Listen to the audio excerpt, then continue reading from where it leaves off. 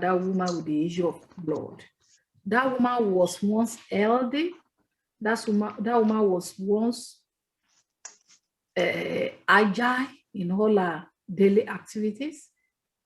She wants have a source of living or income. But when the issues arise, the issues of losing blood, hemorrhage, as you may want to call it, the Bible says she suffered for 12 good years. We are looking at restoration, turnaround. The turning around of this woman, or what you can call a restoration, was when she had a thought in her heart. The thought was, if I can just touch the hem of his garment. And we discussed last 2 weeks that a good turning around begins with your thoughts. Have a good thinking, a right mind. Not only that does that woman thought within herself, she carried on the action. She did not only think, she did not only thought, she went and she carried out what she thought. And we make reference to this, that faith without work is dead. The faith is, if I can just touch his garment. The work there was, she didn't just think, she did. She carried out the act.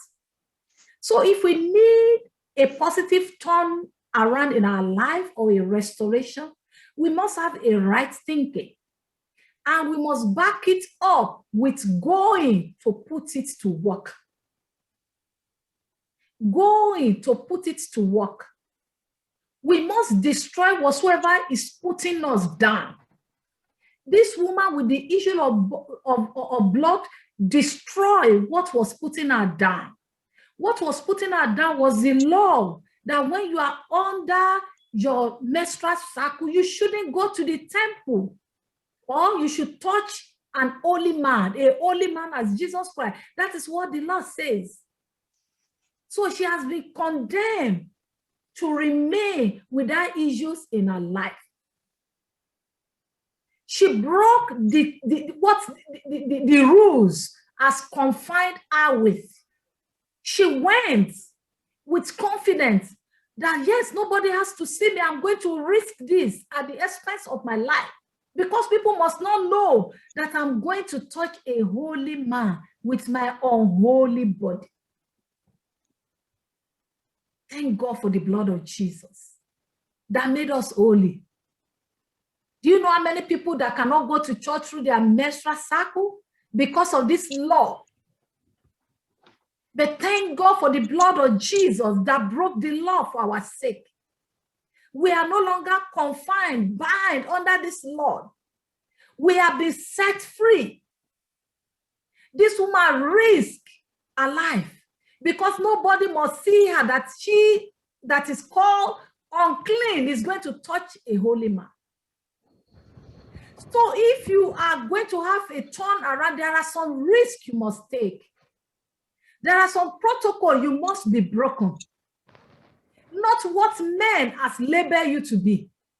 You must stand up to speak for yourself. Our confidence is in Christ. Those are the things, because I need to refresh your memory where we started from. And when we are talking about restoration, it means something that was originally good, that has been damaged, that has been stolen. It was already good, but damaged. Then when there is a restoration, it's restored better back to the original state. Our mother in the land made an example of a palace of a king that was built 1970. That palace was built 1970. Just imagine. Think about how the building of 1970 was. And this building got burnt down to zero level. Beloved, did you think as this building will be built in 21st century, is it going to be the same as 1970? Did you agree with me that it's going to be more beautiful, more classic, more modern, What was missing in 1970 will be incorporated into the new building. That is what restoration is to us. No more your old self, but a better version of yourself. A better version of what was stolen. A better version of what was destroyed. A better version of what you were thinking last year. That is what God promised to do in this month. Come along with me as we read from the book of 2 Kings chapter 5. Many of you must have known that this is one of my favorite passages, one of it in the Bible. Go with me to the book of 2 Kings chapter 5. It's a story you know very well, but we're not going into the detail. Remember the step that woman with the issue of blood took. She had a right thought, a right thinking. I will go. And the second step she took, she went. She carried out, she didn't just think, she went and did as she thought. So if there's going to be a turnaround for you, you must have a right thinking and do as you think. She thought, she went and did as she thought. She risked her life. She broke protocol. The label she has been labeled. What people have confined her to be, you must not be in the temple because you are unholy. She broke the protocol for her restoration. The verdict of death, because she was actually dying gradually, little by little she was dying. She was dying. When you are losing blood, you are dying slowly. The verdict of death was turned to life. Because the Bible told us that the moment she touches that garment, she was made whole. She knew that she was made whole. Don't forget those steps you're about to take in this month of May. Let's start the reading from verse 10. There was a man, the captain of the army of Israel, named Naaman. The captain of the army of Syria. His name is Naaman. The Bible told us that he has helped his country to gain many land, brought victory to his land. But there was something in his life which was called leprosy. And he had a slave from Israel. I call this young girl nameless slave. Nameless slave. Because if you search throughout the Bible, she had no name, but she had an impact in the life of this man. She was an agent of restoration into the life of this captive. Hallelujah. Let's begin the reading from verse 10. We all know the story, so we'll start the reading from verse 10. We're talking about restoration, which is turning around for our good this month.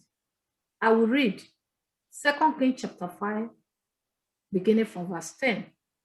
I'm reading from New King James Version. And Elisha sent a messenger to him, saying, go and wash in the Jordan 7 times, and your flesh shall be restored to you, and you shall be clean. Remember that nameless slave from Israel suggested to his master, you spent some money on this leprosy. I know of a prophet in my land, though I'm a slave in your house, but I know the God I served when I was in my country. There is still a man of God in my country that can help you to heal your diseases. And he made mention of Elisha. Being the captain in this country called Syria, he has to go through his king. He passed through his king to send letter to the king of Israel. And when the letter got to the king of Israel, the Bible said he rented his clothes. That look, this king of Syria wanted to pick a fight against my country. That was when Elisha spoke. That tell him to come to me. And the power of healing in Jehovah, Yeshua, Yahweh will be demonstrated, will be released if only he can follow instruction. This was the instruction in verse 10. Elisha said, he didn't go to him, to Naaman himself. He sent his own messenger, his own servant that is called Gehazi. Go and tell him to go and wash himself in Jordan 7 times, not 6 times, not 5 times. To go and wash himself. This is a captain, a wealthy man, a nobleman, an influential man, a rich man, if you want to call him. And one prophet was just sending a message to him. He didn't go to him. Go and wash yourself in that dirty Jordan water. Not only 3 times, not 5 times, but 7 times. Let's read further. Verse 11. Remember, he said, go and wash yourself 7 times, and your flesh shall be restored to you, and you shall be clean. Not only will your flesh be restored, leprosy is unclean in Israel. We all know the stigma that is attached to leprosy. Segregation from the society is a label on its own. So when you have leprosy, you are removed from the society, from the camp, from where people live, because it is contagious. Your body will not only be restored, you will be made clean. Let's look at verse 11. But Naaman became furious and went away and said, indeed, I said to myself, he will surely come out to me and stand and call on the name of the Lord his God and wave his hand over the place and heal the leprosies. And many of us, not like this Naaman, we have a way whereby in our own thinking, in our mind, how God should do things with us. How we needed our miracle, we have programmed it ourselves. How we want God to move in our life has been programmed, put down by ourselves. And if God did not work in that way, we become offensive. It became offensive. Or we believe it's not God who is speaking, or we believe it's not God who is directing, because it's not our way. And remember, the Bible said the ways of the Lord is higher than our ways and our thoughts. His ways are unsearchable. As the heaven is higher than the earth, so is the thoughts and the ways of God. So you cannot predict how God will move concerning your restoration. So you cannot dictate how God should perform that miracles. Like some of the Jews, they are still expecting the Messiah, whereby the Messiah has come and live among men. He has departed, ascended to heaven again. He's coming back. But some of the Jews are still expecting the Messiah because they did not think the Messiah will come like a little baby. Are you one like this Naaman? You program how your miracle should be. You program how God should help you. Because this Naaman said, I thought he will come out. I thought he will call on the name of his Lord. I thought he will rub his hand over this ailment and it will be gone. He has already programmed how his restoration should be, should work out. But God is saying, your ways are not my ways. Your thoughts are not my thoughts. I will deliver that restoration I promise. I will turn things around as I've said. As my mouth has spoken it, I will bring it to terms, but not your way. Not the way you are thinking. Let's read further. Let's read further. Verse 12. Are not the Abana and the Phaspia, the rivers of Damascus, better than all the waters of Israel? Could I not wash in them and be clean? So he turned and went away in rage. You can see the display of pride here. Me, a old captain. Me, a noble man. Me, an influential man. Me that is commanding thousands of troops. And you just asked me to go and wash in a dirty Jordan water. Are there no better waters in Damascus that I can go to wash myself? Look at where pride stepped in. The moment you are full of yourself, you cannot enjoy full restoration. The moment you don't empty yourself, God cannot fill you with his presence. The turning around we are talking about may not take place. Beloved, you need to empty yourself. You need to be humble so that you can experience the total turn around. Come down from your horse. Come down from your high places and let the Lord restore you totally. This man called Naaman, the Bible said he was furious. He was raging. I thought he would just come and do this. And now look at what he's saying. I should go and wash in dirty water. Is there no better rivers? Are there no better place to take my bath? He went away in anger. Are we like Naaman in our thinking? Are we like Naaman in our action? Are we full of ourselves? And God is saying, I really want to restore you. I want to make you whole. Will you obey me to the letter? Will you just humble yourself for a while and let me pour my presence on you? Let me lift you higher than where you are. This is not where I want you to be. I want to lift you higher beyond here. But you need to trust me enough to humble yourself. You need to trust me enough to obey me. Indeed, the Bible said, once God spoke, twice I heard him. The power belonged to him. Power to restore belonged to God. Only what we need to do is to trust him. Walk with God blindly, knowing that he is your light.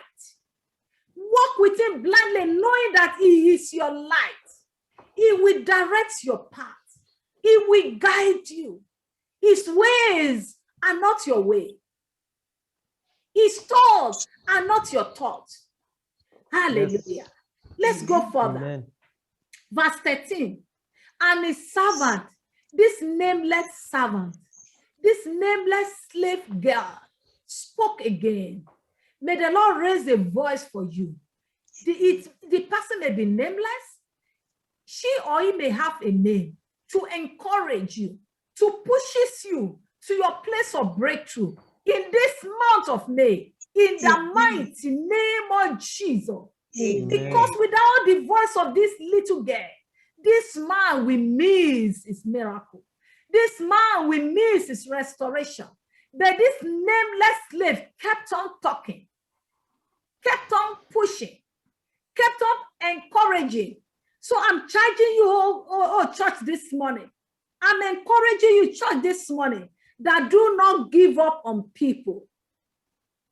Keep pushing, keep encouraging, because you may be the voice to their breakthrough.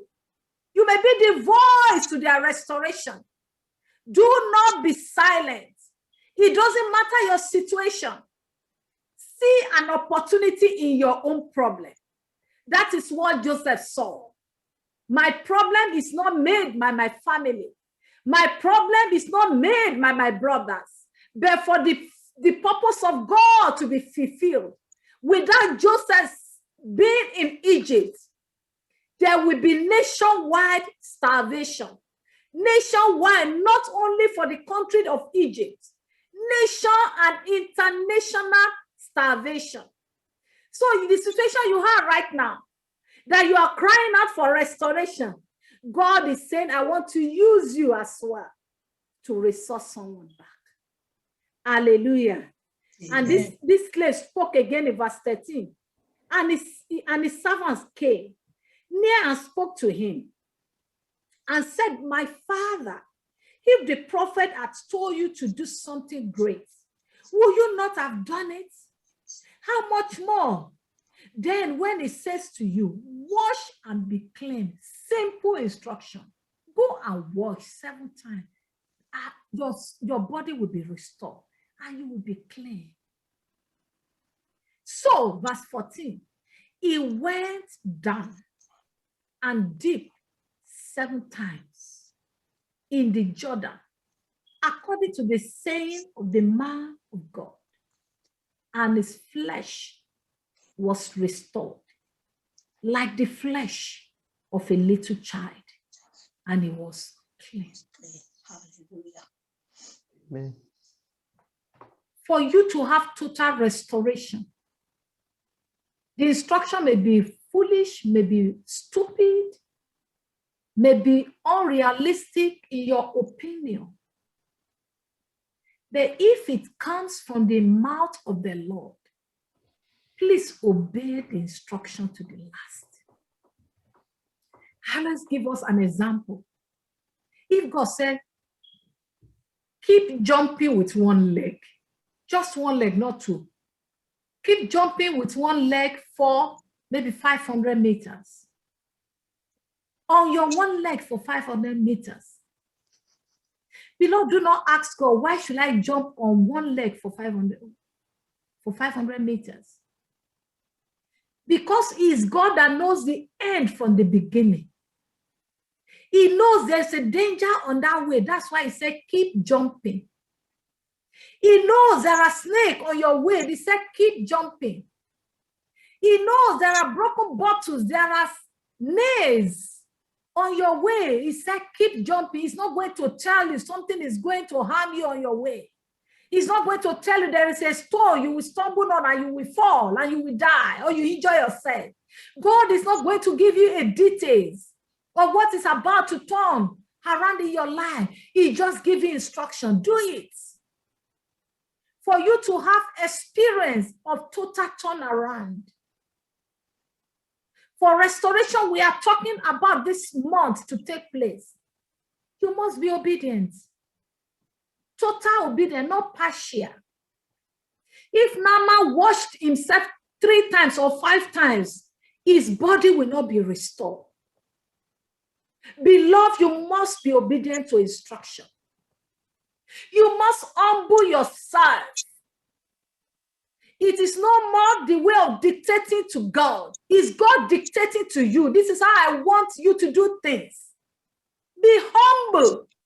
It doesn't matter who God sent to you to carry out the message, to pass out the message to you. Be humble. The way leads to this man restoration, I often call it is navigator. The navigator to the breakthrough of this man, the navigator to the restoration of Naaman was this nameless slave. Nameless slave. That is why you need to humble yourself. You never know the vessel God is passing the message to you. You never know the vessel that God has prepared to lead you to your restoration. Be humble enough to carry out the instruction. If Naaman has just said, are you not just a slave in my house? So you have turned yourself to be a boss now to speak to me? You are bold enough to tell me to do things? He will miss out that restoration. It doesn't matter where you are at this moment in your career, in your business. It doesn't matter where God has elevated you right now. He wants to take you beyond there. Look at that woman, that widow of one of the prophets, that widow of one of the prophets. He said, my husband, your servant served the Lord. He died leaving a huge debt behind. And the creditor has come to take my 2 sons. Do you know what this widow was asking for?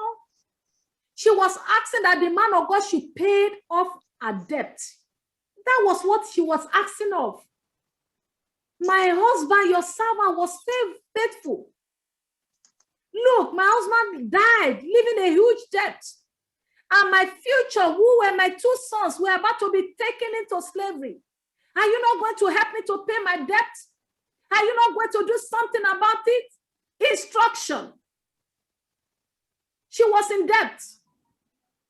The sons were about to be taken away. And yet the man of God said, go and borrow again. Go and borrow empty drums. Go and borrow empty vessels. And begin to pour out the little oil, unknowing to this widow of one of the prophets. She never thought she would become a oil tycoon. I call her a oil tycoon. She never thought God want to turn that situation of poverty to a woman wealthy and swimming in a oil, selling oils. Sometimes we thought the level we had, that is where God wants to keep us. No, He wants to take you to the level of overflowing, making impact. We are not yet there. All we needed is obedience. If that woman could have replied the man of God and said, oh, I told you my husband died in debt, and now you are asking me to go and borrow vessels again. What I needed from you is money to pay this debt. And many of us not asking for money from God. And God is saying, what I want to give you is more than money. Money can fly away. Then I want to give you something that is more than money. I want to give you a project that is more than money.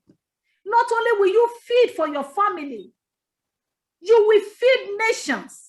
Nation will come to buy from what you have. Hallelujah. For us to have total restoration in the life of Nama, humble, obedient, and do not plan your miracle before God. No, He knows how He's going to do things. Just like that widow of the prophet. She was expecting the man of God would pay off her debt. God is saying, I'm not going to pay up your debt. I want to make you to be a chain seller of oils. Are you going to surrender your thought and your mind to Him? Are you going to give God your plan? Those areas you need restoration this morning. That woman with the issue of blood, what we learned from her was that she had the right thought. She had a faith. And she walked with that faith, because faith without work is dead. She broke protocol. She risked her life. And we can learn from Nama this morning to be humble, to be obedient to the instruction. Don't plan your miracle. Don't look ahead before God. No, don't look ahead before God. He's the Alpha and the Omega. This morning, family of God, which areas of your life do you need restoration again? You may think we discussed this last 2 weeks. We are discussing it again. Because the Bible said we should pray until our joy is full. So that area you needed restoration, if it has not been restored, you keep asking until your joy is full. You keep asking until the evidence you see. Let's talk to God again.